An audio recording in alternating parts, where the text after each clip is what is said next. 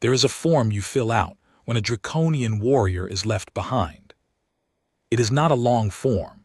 3 fields, 2 signatures, 1 checkbox at the bottom that reads, "Confirmed non-viable." The processing clerk at Tethys Junction Station, that was me for 14 years, the lunchroom side of the operation, not the administrative side. I only know about the form because Sergeant Alvard showed it to me once, the first week. He wanted to make sure I understood the rules. Not the station rules, those were posted above the water reclamation unit and nobody read them. The other rules, the ones that lived in the air at Tethys Junction and got breathed in along with the recycled nitrogen and the smell of rendered protein stock. The rule was, what the registry says is. The registry was the Draconian Conclave's administrative archive, updated by relay from Vorath Central every 6 standard days. It logged personnel, pilots, warriors, diplomats, hatchling escorts. When a warrior was reported lost in the field, the relay updated. When the relay updated, the record changed. When the record changed, the name stopped appearing on the feeding manifest.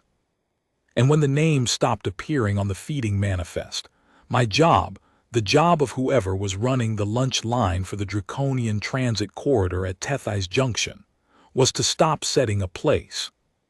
That was the rule. Alvard explained it without pleasure. He was not a cruel man, he was a careful one. 14 years at a transit station on the outer margin of conclave-recognized space makes you careful. You learn which rules are suggestions and which ones are load-bearing walls. The registry rule, he told me, was a load-bearing wall. The conclave sends auditors. The auditors count trays. If there is a tray set for a warrior the registry does not list, you have a problem, and your problem becomes the station's problem, and the station's problem becomes Alvard's problem, and Alvard had enough problems. I said I understood. I understood completely. I had been setting trays and running manifests for 11 years before I transferred to Tethys Junction, first at the Caliph Dispersal Hub, then at 2 of the smaller corridor stations whose names I have already half forgotten. I knew how the manifest worked. I knew what confirmed non-viable meant in administrative terms. I was 61 years old. I had bad knees. I had outlasted 2 station commanders and 1 full reconfiguration of the corridor routing grid. And the last thing I wanted at this point in my working life was a problem. His name on the old manifest, before the relay updated, was Verksal of the Vorathandan bloodline. Warrior caste, 3rd tier, assigned to a patrol route that took him through the outer drift 3 times yearly. He had been stopping at Tethys Junction for those layovers for 2 years before I arrived, and stopping for another 1.5 years of my tenure. I knew him the way you know any regular. Tray preferences, quiet habits, the particular way he folded his wings when he settled at the corner table that could accommodate his span. Verksal was an adult male of the true warrior form, not the scaled humanoid hybrid type that some of the diplomat caste ran to, but full draconic, proper. Deep slate-gray scales with a darker ridge line running from the crown of his head to the base of his tail, the scales lightening to a weathered pewter along his underbelly and the inner faces of his wings. His wingspan, fully extended, would have covered 2 of my lunchroom tables with room left over. Folded, he was still a formidable presence in a room, long neck, heavy angular jaw, eyes the color of amber with vertical pupils that tracked everything. He was not a talkative regular. Most of the warriors weren't. They transited, they ate, they slept in the cots the station provided, they departed. Occasionally one would acknowledge the server with a dip of the head, the Draconian equivalent of a nod. Verksal did this. Every visit, same corner table, same dip of the head when I set the tray. The tray for a warrior of his size was not a modest thing.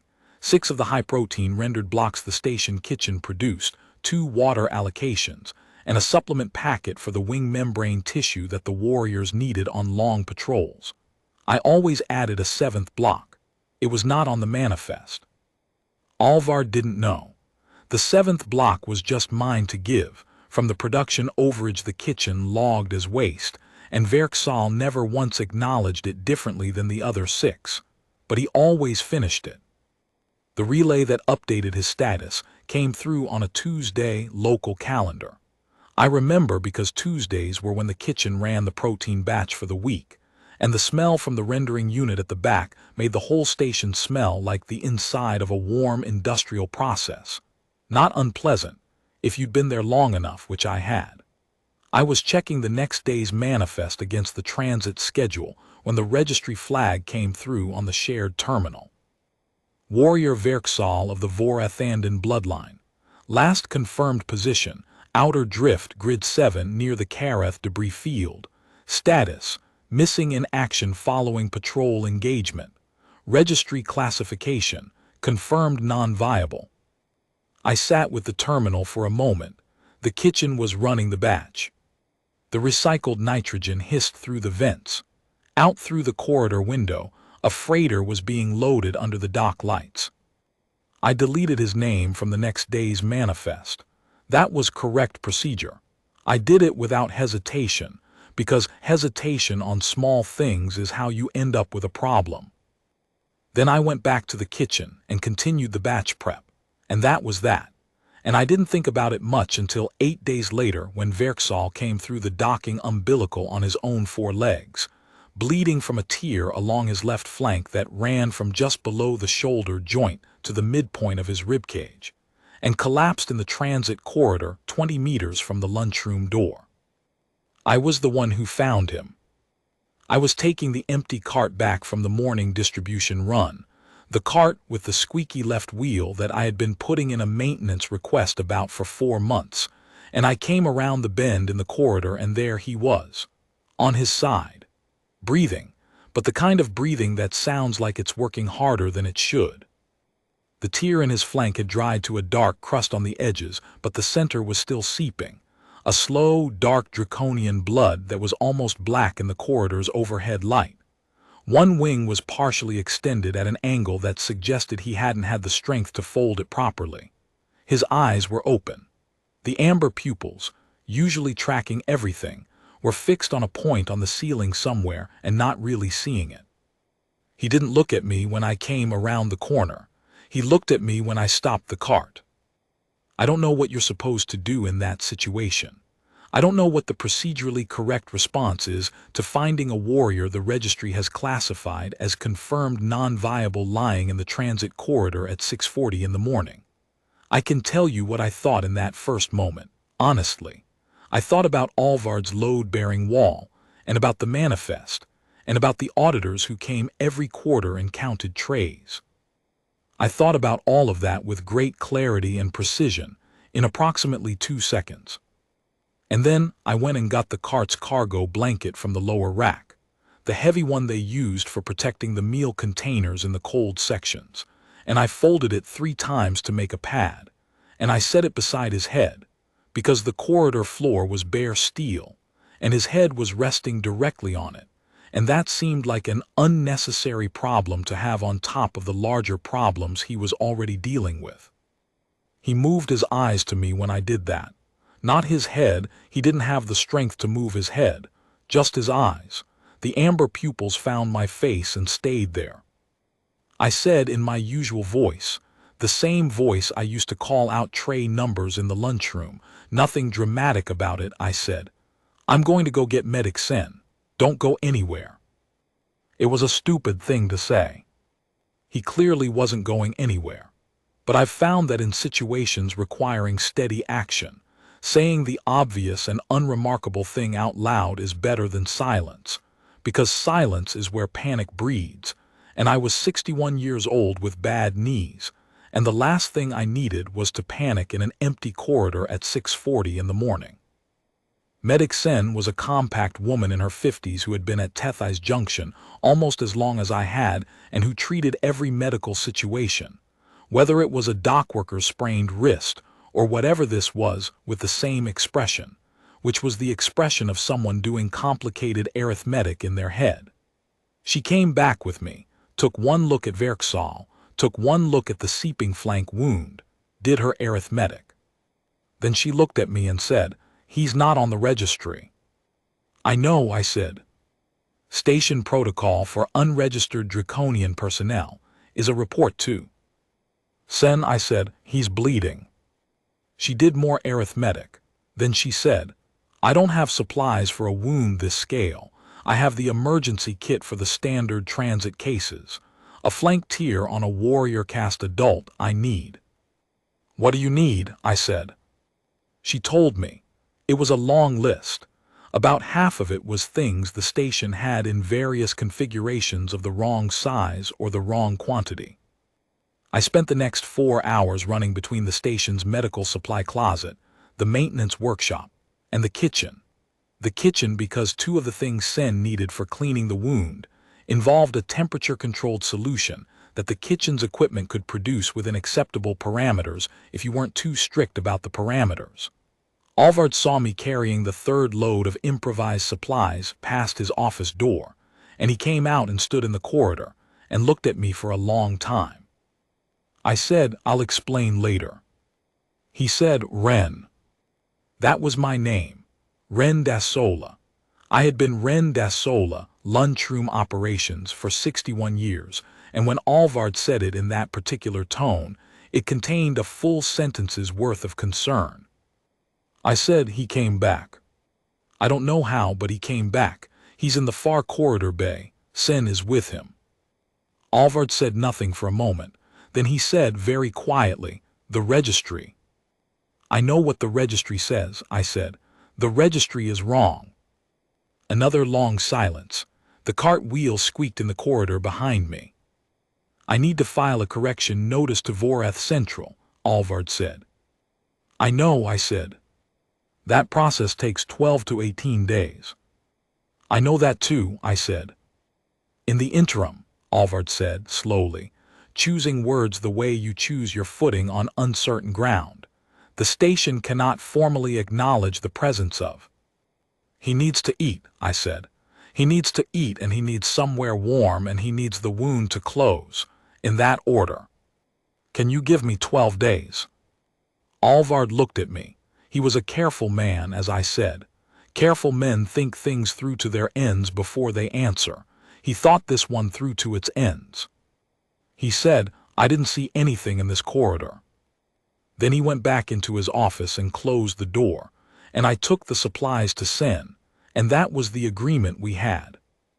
The far corridor bay was a storage annex off the main transit wing, a room that appeared on the station's functional map as overflow equipment staging, which was an optimistic description of a space that actually contained 14 broken atmospheric processors, a defunct relay antenna, 1 non-functional emergency airlock, and a great deal of accumulated dust. It had a working heating element, a loading bay door that could be left partially open for airflow, and enough floor space to accommodate a full-grown adult warrior caste dragon, provided you shifted the defunct relay antenna to the left and stacked the broken processors against the far wall. That is what I did the first day. Shifted the antenna, stacked the processors, made the space workable. Sen cleaned and closed the wound, a 2-hour process that Verksal endured with the extraordinary stillness of a creature whose entire existence had been built around the management of pain, though I noticed his breathing changed in quality during the worst of it, becoming very slow and very controlled in a way that looked like enormous effort. She packed it, braced the wing joint that had been pulled in the fall, gave him what hydration supplements the station's supply allowed, and told me the rest would depend on whether the flank wound stayed closed. Then she looked at him, really looked at him, in the way that Sen looked at things when the arithmetic got complicated, and said, he needs food, high protein, as much as the tissue repair process demands, which for a warrior caste at this size is going to be significant. I know what he needs, I said. Renn, she said, in the same tone Alvard had used, same full sentences worth of concern packed into one word. I know, I said again, I'll manage it. What managing it looked like in practice was this. Every morning I ran the lunchroom's standard distribution. 612 staff, crew, and transit personnel at Tethys Junction, give or take the daily arrivals and departures. The kitchen ran to a tight manifest. Waste was logged. Portions were standardized. The auditors counted everything when they came. But no system for feeding 612 people runs at zero waste. There is always production overage. There is always the batch that ran 6 portions long, the protein blocks that came out of the mold slightly oversized, the supplement packets that had been opened, and then the personnel they were allocated to departed before the distribution run. All of that overage went into the waste log. I redirected the overage. Not all of it, and not obviously. A little from each run, distributed across the day's batches, the kind of variance that looked like normal fluctuation in the logs. Alvard had given me 12 days, and I was not going to spend them doing something that would blow up in all of our faces in the first week. I was careful. I was methodical. I ran the numbers each evening to make sure the waste log stayed within its normal tolerance range.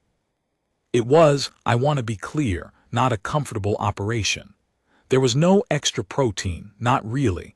What I was giving him was genuinely being subtracted from somewhere else, distributed thin enough across the whole system that no single shortfall was large enough to notice, but present all the same. I was aware of that. I ran the numbers every night, sometimes twice, making sure the shortfall landed in places where it would not cause harm. The portions I brought to the far corridor bay each morning and evening were not glamorous.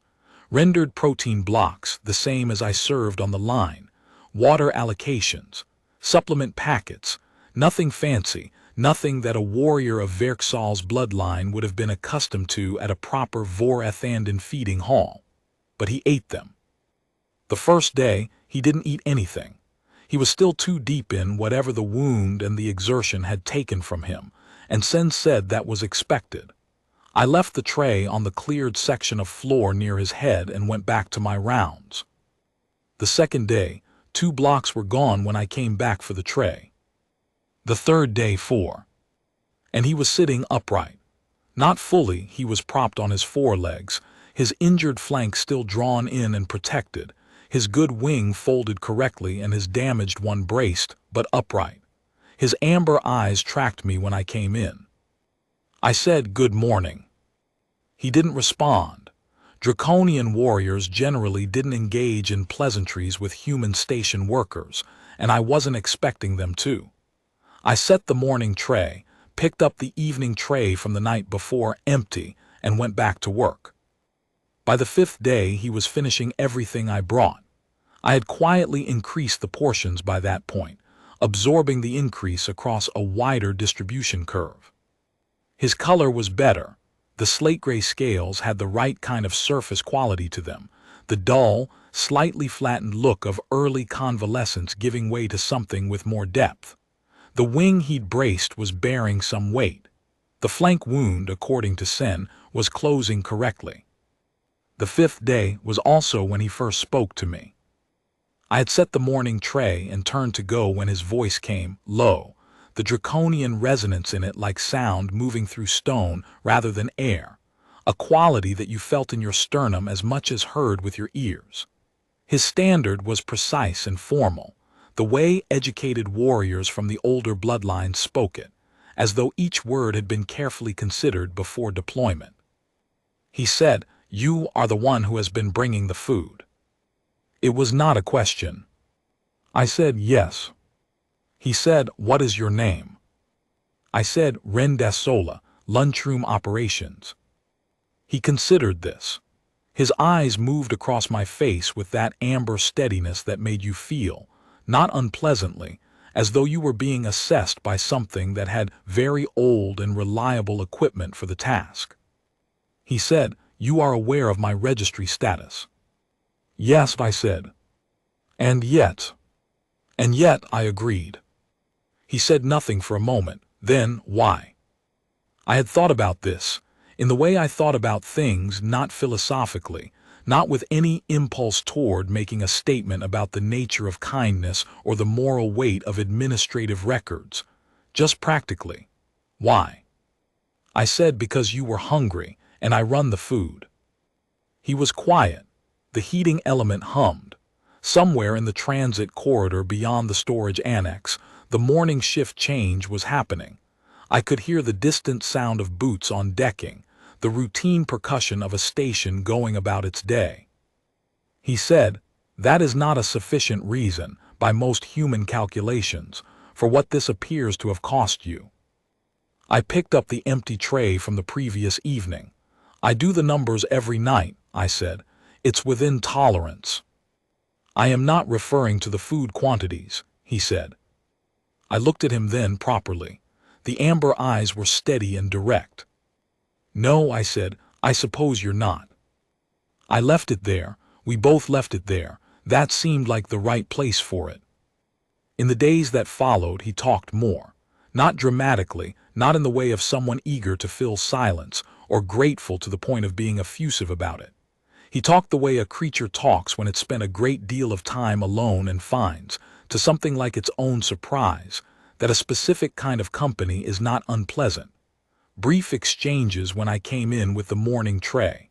A question occasionally.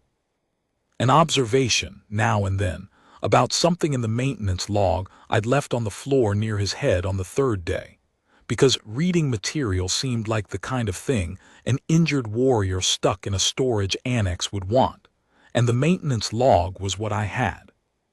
He was curious about the maintenance log, specifically about the notation for the cart with the squeaky wheel, which had now been sitting in the maintenance queue for 4 months. He said, "This is the same request, filed at 4-week intervals."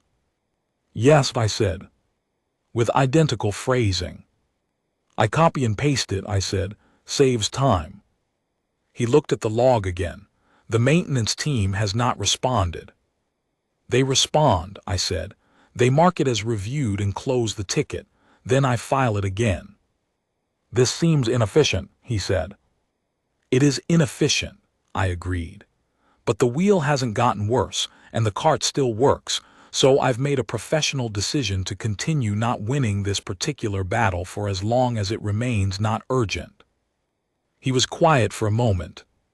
Then, with a quality I couldn't quite name, not humor exactly, but something in the same territory, something very dry and very precise, he said, "That is an unexpectedly sophisticated approach to low-stakes institutional friction." I said, 61 years, you learn." It was on the 8th day that he told me about the patrol. He didn't tell it in order. He was not the kind of narrator who built toward things. He picked them up and turned them over as they occurred to him, and I assembled the sequence myself. A route disruption near the Karath debris field. A collision at speed with uncharted field matter. The outer drift was only partially surveyed. There were gaps in the charts that the patrols were supposed to fill in while also running them, which in retrospect was not the most elegant piece of institutional design. Damage to his navigation implant. 17 days on minimal life support in the field, eating from emergency rations, conserving heat by tucking his wings and staying below the active thermal threshold. The debris field, it turned out, had its own navigational disruptions, interference with the relay signal, which was why no beacon had gotten out, which was why the registry had run the standard missing in action clock, and at the end of it filed the confirmed non-viable. He had not known the registry had filed him. He had been busy not dying. I thought about this for a while after he told me. I thought about those 17 days in a debris field on emergency rations, conserving heat, alone. The numbers of that problem, the caloric math, the thermal math, were not comfortable ones to sit with. I added a third daily tray. He didn't comment on it, he ate it. Those nights, the evenings after the last distribution run, when the station was in its reduced cycle, and the lunchroom was dark and the kitchen was quiet, I ran the numbers at the prep counter by the light of the single working terminal. It was not complicated arithmetic, not in the technical sense. I've been running food service logistics for 32 years, and I could do most of it in my head, but I wrote it down because Writing it down made it harder to make the kind of quiet error that optimism introduces into mental calculations. The optimistic error in food service logistics is always in the same direction. You undercount the deficit and overcount the tolerance, because you want the thing you're doing to work, and wanting it to work makes the numbers look friendlier than they are. I did not want friendly numbers, I wanted accurate ones. What I was doing in the formal sense was this. Each day's production batch had a certified output figure and an actual output figure. The gap between those two figures was logged as variance, which was itself logged as waste.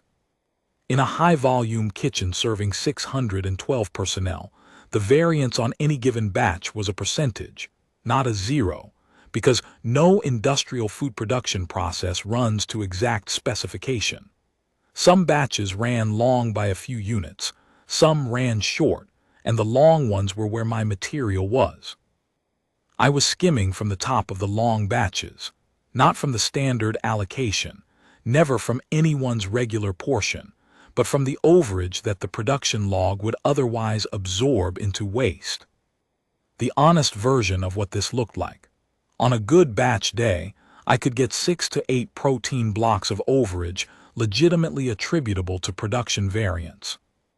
I was delivering, by the 8th day, 3 trays a day to the far corridor bay morning, afternoon, evening, which totaled between 14 and 18 blocks daily, depending on the tray configuration. A batch day alone could not carry that load. What covered the rest was careful distribution of the shortfall across the 612.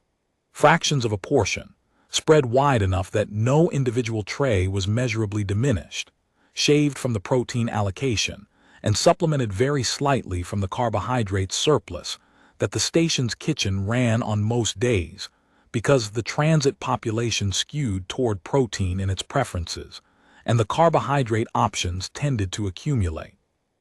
The auditors, when they came quarterly, counted total consumption against total production and compared it to the registered personnel count. They did not count individual portions. The variance needed to be within their acceptable range, which was historically plus or minus 3%. I was running at 2.8% as of night 8. If the flagship had not come when it did and I had needed to carry another week, I would have been at 3.1 by day 19, and then I would have had a different kind of problem. But I didn't need another week. The flagship came. I ran the numbers one last time the night after the flagship left, not because I needed to any more, but because it had become a habit, and habits have their own momentum. The variance for the full 12-day period was 2.9%, within tolerance, as I had told Dasola, within tolerance by the width of a thumbnail. I closed the terminal and washed the prep counter down and went to bed. He didn't comment on the 3rd tray, he ate it. On the morning of the 10th day, I came in with the tray to find him standing. Fully standing, all 4 feet, wings settled in their correct alignment. The damaged wing was still moving with a slight protective care. He wasn't extending it fully, but the bracing posture was gone. He was at full height in the storage annex, which meant his head was about 40 centimeters from the ceiling, and in that space he was a presence of a different order than he had been lying on the folded cargo blanket. He looked at me with his amber eyes and said, "I need to file a correction notice to the registry." "Alvard filed it on day 1, I said. He said 12 to 18 days for processing. "Alvard," he said, "your station commander." "Yes." "He knows I am here." "He chose not to know in the formal sense," I said. "He's a careful man. It means he didn't add to your problems." Dasola considered this with the same evaluative stillness he brought to everything. Then, the auditors. "They're not due for another 3 weeks, I said. "You'll be registered before then, or you'll be well enough to transit, one or the other." "Has there been any other traffic regarding my status?" I hesitated. There had been, in fact. 3 days earlier, a signal had come through from the Vorathandan Bloodline's Administrative Contact Office, a query, politely worded in the formal conclave register, regarding the correction notice Alvard had filed. The query was brief, administrative. It asked for confirmation of the individual's survival status and current physical condition, and for a point of contact for follow-up communications. Alvard had answered it straightforwardly and received a short acknowledgement, and that had been the end of the visible exchange. I told Verksal what I knew. He was quiet, the kind of quiet that is different from his usual quiet, something with a specific weight to it, something that seemed to be about information landing rather than being already held. He said, "Who submitted the original correction notice, the day I arrived?" "Alvard," I said again, based on what I told him. "And you are the one who found me in the corridor?" "Yes."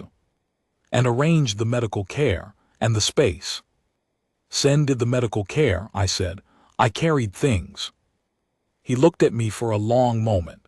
The amber eyes, the 17 days in the debris field, visible somewhere in the set of his expression, not as distress, not anymore, but as something that had been survived and was now part of the structure of the creature standing in front of me. He said, "In the Vorathandan tradition there is a term, Kethwara. It means, approximately, the one who kept the fire from going out." I said, "That's a good term." He said, "It is applied to specific instances, not as a general honorific." "I understand," I said. "I'm a lunchroom worker, Verksal. I moved some boxes and kept the waste log within tolerance. You kept yourself alive for 17 days in a debris field. I think we both know which one of those is the more significant contribution." He said, "The fire does not care which contribution required more effort. The fire cares that someone was there when it was low." I picked up the empty tray from the night before. "I'll bring the evening portion at 6, I said. "Protein batch is running today, so there's good production. I'll get you the full 6 blocks." He let me have the change of subject, because he understood why I needed it and because he was, underneath everything, a thoughtful creature. I brought the 6 blocks, and a 7th. On the 12th day, Alvard came to find me in the kitchen during the morning batch run. He had a look on his face that I recognized as the look of a man carrying information he wasn't sure how to set down. He said, "Renn." "What is it?" I said without looking up from the batch. He said, "There's a ship on approach." I said, "Transit arrivals are Kavik's side of the operation." He said, "It's not a transit arrival. It's a direct approach priority corridor and it's not in the transit schedule. And it's," he paused, "Renn, it's a Vorathandan flagship. Military Registry." I looked up from the batch then. He said, "I'm getting a request for docking protocol for a War Marshal's complement." The batch continued its cycle. The kitchen smelled like it always smelled on batch days.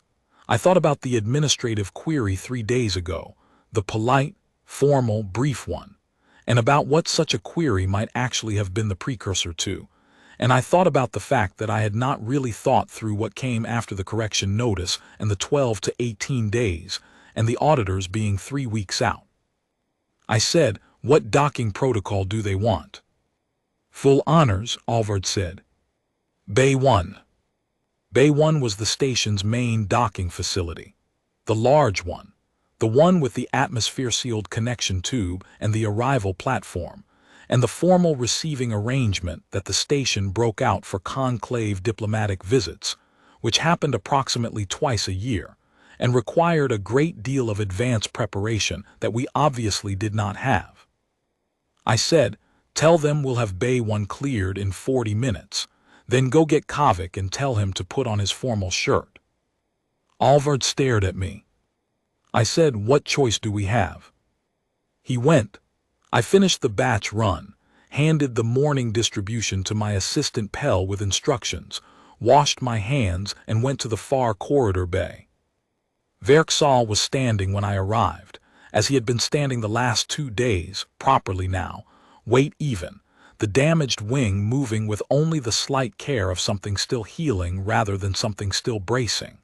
He was looking at the loading bay door that I usually left partially open. He knew.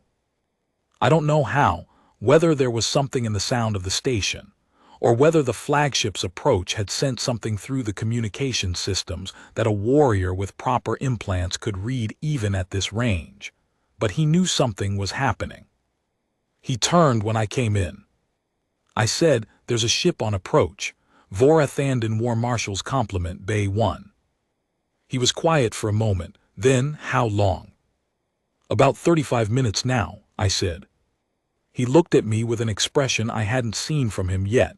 Not the assessment, not the dry precision, not the long quiet of something being processed. Something else. Something that had a question at the center of it that he was deciding whether to ask. I said, "You don't need to do anything you don't want to do. If you want to be out of the station before they dock, I can get you a transit voucher. Alvard will sign it."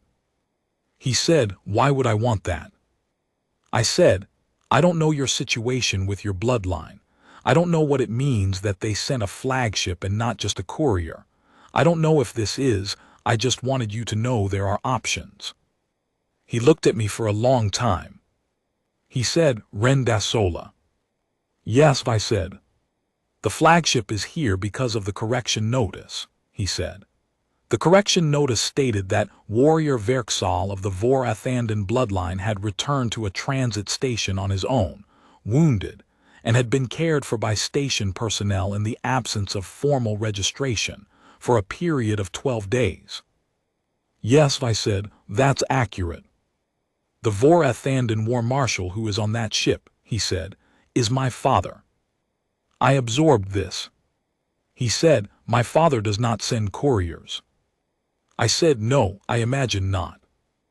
I left him to get ready, whatever getting ready meant for a warrior-caste dragon who had been in a storage annex for 12 days, and went back to the kitchen to finish what needed finishing. I told Pell to manage the afternoon distribution. I put on my good work shirt, the one I kept for the quarterly reviews. I washed my face. I looked at myself in the mirror above the kitchen's utility sink for a moment. 61 years old, Renn Dasola, lunchroom operations, Tethai's Junction Station, and then I went to Bay 1. The formal receiving arrangement at Tethai's Junction was modest by any standard that a Vorathandan War Marshal's complement was likely to measure against. We had the platform cleared, the atmosphere seal confirmed, Alvard and Kavik in their formal shirts on one side, me in my good work shirt on the other. Sen had come, still in her medical kit, standing slightly behind the line with the expression of someone doing arithmetic and finding the numbers increasingly unusual. The connection tube pressurized. The inner door opened. The War Marshal was old. That was the first thing you registered, the age written into the physical presence before anything else resolved. He was of the same full draconic warrior form as Verksal, but age had done what age does to that form, deepening the ridge coloration, adding weight and deliberateness to every movement, changing the texture of the scales from the smooth functional surface of an active warrior to something with more history in it, more density. His wingspan, even folded, was evident in the way he carried himself, the implied weight of something enormous held very precisely under control. His eyes were amber, the same specific shade as his son's, and they moved across the receiving platform with the calm, comprehensive attention of a creature that had been reading rooms for a very long time. Behind him came 8 others, 2 in warrior colors, the rest in the more elaborate markings of bloodline staff, administrative attachés, and one who moved with the particular bearing of a senior healer. He stopped in front of Alvard first. Alvard gave the formal station commander greeting, which to his credit he delivered without his voice cracking. The War Marshal acknowledged it, spoke briefly, and this was the moment that became difficult to look at and impossible to look away from. He turned, and his gaze moved with specific deliberateness past Kavik, past Sen, and settled on me. Not Alvard, not the station commander who had filed the correction notice, me. I stood straight, Good work shirt, bad knees, 61 years old. He approached. His compliments stayed where they were. He crossed the platform until he was close enough that I had to look up to meet his eyes, which, given the height differential, was a significant upward angle. His presence at this range was, there is no word for it that doesn't sound like literary exaggeration, but the truth is that being in close proximity to a Vorathandan war marshal in his full presence is a physical experience, something in the air pressure and the specific weight of that amber attention. Not threatening, simply enormous. He said in standard, with no inflection that indicated it was anything other than a straightforward statement of established fact. You are the one who kept my son alive. I said, I moved some boxes and kept the waste log within tolerance. Medic Sen managed the wound. He looked at me. Something in the amber eyes moved. Not quite the dry precision I recognized from Verksal, but a first-generation version of it, the original from which his sons had been derived. He said, my son had 17 days in the Karath debris field, and then 12 more days in a storage annex on a station that, by its own registry, did not have him. In the history of the Vorathandan patrol routes, this is not the normal outcome of those two conditions together. I said he did the hard part himself, both times. Yes, the war marshal said, he did. And yet, it was the same phrase his son had used, and hearing it in the same rhythm, the same register, I understood that it was not a phrase so much as a posture. The Vorathandan way of acknowledging the thing that did not quite fit the formal accounting of what had happened. The remainder after the ledger was balanced, the part that lived in the gap between what the registry said and what was actually true. He said, in the Vorathandan tradition, there are 3 tiers of acknowledgement for those outside the bloodline who serve its members. The first is formal recognition, a record entry. The second is material honor, compensation, and citation. The third is title. I didn't say anything. He said, I have brought documentation for all 3. The station commander will receive a record entry noting that Tethai's Junction Station provided unauthorized but medically necessary care to a Vorathandan warrior during a period of registry error, and that this provision was correct, proper, and in accordance with conclave humanitarian principles, notwithstanding the administrative irregularity. Alvard behind me exhaled quietly. Medic Sen will receive the material honor appropriate to the medical care provided. Sen behind me stopped doing arithmetic for a moment. And you, the war marshal said, will receive a title. He said it in standard first, the way you would for a human audience. Kethwara Sal, keeper of the Vorathandan fire. Then in the Draconian formal register, which I will not attempt to transcribe because the phonology does not map to any script I have access to, but which sounded like deep water moving over stone in the dark, resonant, old, carrying a weight that the standard approximation could gesture toward but not quite hold. He waited for my response. I said, I can't pronounce that. The amber eyes, the same quality as his son's, that thing in the same neighborhood as humor but not quite it, more precise, more measuring. He said, you will not need to, others will pronounce it for you. I said, with respect, the record's entry for the station is what matters. For Alvard, he took a risk. He should have the protection in writing. The war marshal looked at me for a long moment. He said, it is already prepared. Then that's the important thing, I said. Behind the war marshal's compliment, the inner door of the connection tube had opened again, and Verksal was there, moving with the care of something still healing. His damaged wings settled in the protective alignment I'd watched develop over 12 days, his slate-gray scales with the weathered pewter underbelly catching the platform's light. He had used the station's adjacent access corridor to come up on the bay from the side rather than through the main receiving approach. He stopped when he entered the platform, reading the arrangement with one sweep of those amber eyes, and then he crossed to stand beside his father. Father and son, the same eyes, the same quality of presence, one fully realized and one still building toward it.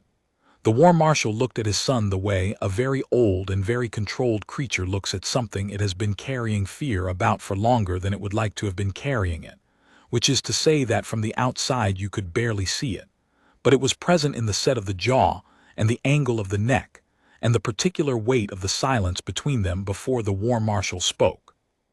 What the war marshal said to his son was in the formal Draconian register, and I didn't catch most of it. What Verksal said in response I caught none of. They were brief, both of them. Then they were both looking at me.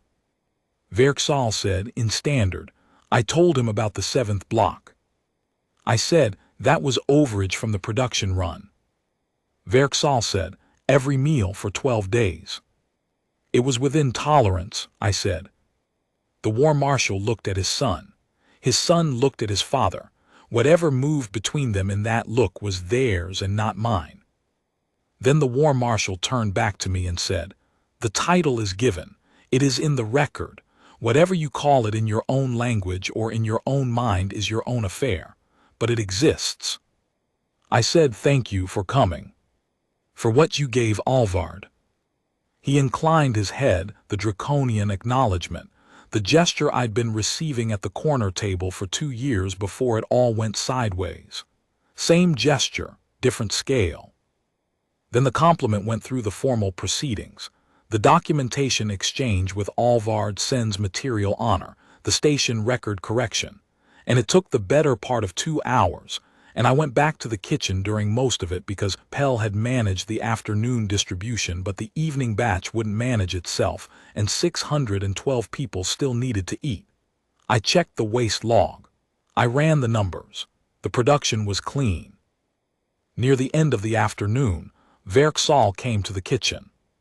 He stood in the doorway, too large to come in properly, the kitchen not having been designed with warrior caste adults in mind, and looked at me running the evening prep. He said, we depart at 3rd bell. Safe transit, I said. Stay out of debris fields. The navigation implant has been replaced, he said, by the healer who came with the compliment. Good, I said. A pause, the batch hummed. He said, Kethwarasal, the title is not ceremonial. In Vorathandan recognition, it carries obligations from the bloodline side. If you require. I'll let you know, I said. He looked at me with those amber eyes. 14 months of corner tables and tray acknowledgments, and 17 days in a debris field, and 12 days in a storage annex built on top of each other and present in the quality of that look. He said, the maintenance request for the card. Still pending, I said. He said, I will have a note sent to the station's maintenance administrator from the War Marshal's office, as a bloodline commendation, for the rapid and efficient care of a Vorathandan warrior during a period of administrative difficulty. I looked at him. He said, I thought perhaps a different level of correspondence might dislodge the ticket. I said, that is an unexpectedly sophisticated approach to low-stakes institutional friction. The amber eyes. Not quite humor, not quite the formal precision, something in between that had his father's depth and its own particular quality that was entirely his. He said, 61 years, I have been told you learn. He left. The batch ran. 3rd bell came and the flagship undocked in the correct orderly fashion, cleared the station's approach corridor, and moved into the transit channel. I watched it go from the transit corridor window, the same window I'd looked out of when the freighter was being loaded on the day the registry flagged him, which was a long time ago now and also very recently, the way things always are. I thought standing there about registries. I thought about what they were for and what they cost. A registry is an act of care in the abstract. Someone made it because there were enough living things moving around in enough different directions that the keeping track mattered. In the abstract, that is a good and necessary thing, and I have nothing against it. but the registry that had written Verksal off was not wrong out of carelessness or malice. It was wrong because the debris field had interfered with the beacon signal, and the clock had run out on the standard missing in action window, and no one had been standing in the right place to object. No particular failure, just the gap between the map and the territory, which is the oldest gap there is. The registry had said, confirmed non-viable. The corner table had said something else. The corner table had said, empty. And I had been the person whose job required me to notice that. I have thought over the years since about what it means to be the person whose job requires you to notice a particular kind of thing. It is not heroism. I want to be clear about that, not out of false modesty, but because heroism is a different shape than what I am describing, and confusing the shapes leads to the wrong lessons. Heroism requires decision in the face of cost clearly understood. What I did in the first moment, bringing the cargo blanket, kneeling on the steel corridor floor, saying don't go anywhere to a creature who obviously couldn't, was not a decision arrived at by weighing anything. It was just what the situation required, read through the grain of a habit that had been laid down over 32 years of running food, and keeping count and noticing when a number was wrong. The habit was, something is off in the inventory, address it. Verksal was off the inventory. I addressed it. The rest, the 12 days, the 3 trays, the waste log arithmetic, the good work shirt, that was just the addressing continuing. Each day the same as the last day in structure. Not a series of choices so much as a single choice propagating forward through time, the way a batch runs once you start it. You set it going and then you manage whatever the batch requires, because stopping halfway through is worse than either finishing or not starting. I am not being falsely modest. I am being accurate. Verksal kept himself alive for 17 days in a debris field on emergency rations. That is a feat of will and physiology and endurance that I could not replicate under any circumstances. What I did was considerably smaller. I am a 61-year-old lunchroom worker with bad knees and a squeaky cart. I ran the numbers within tolerance. Those are not the same scale of achievement, and I would rather be honest about that than accept a story about myself that requires more than the evidence supports. But Verksal had said it. The fire does not care which contribution required more effort. The fire cares that someone was there when it was low. I have thought about that a great deal, about what it means that the fire doesn't care. About the fact that there is a category of necessary thing, small, unglamorous, requiring nothing more than presence and the willingness to continue, that the fire requires as much as the larger acts, and that gets accounted differently, usually as less because it looks like less from the outside. The cargo blanket, the 7th block, the 3 times a day tray in the storage annex, not impressive things, not things that read well in any formal accounting. Just things that, if you took them away, the fire would go out. I don't know what to do with a Vorathandan title I can't pronounce. I know how to run the evening batch. Alvard found me at the window. He stood beside me for a moment without saying anything. He had the look of a man who has just had a very large and complicated thing conclude and is still locating himself in the aftermath. He had earned that look. Alvard had signed his name to something that could have cost him considerably, and the outcome had been kind to him, and the relief of that was not something he was quite managing to conceal. He said, "Renn." "I know," I said. "The documentation they gave us." "I know," I said. "I heard." A pause. The transit channel was ordinary now, just transit. He said, "Kethwarasal." "I can't pronounce it," I said. "I know," he said. "I've been practicing, give me a week." I looked at him. He looked at the transit channel.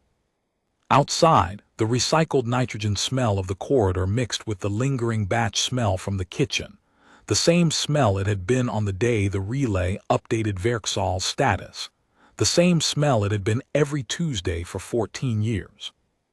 Alvard said, after a while, I've been thinking about the corrective notice.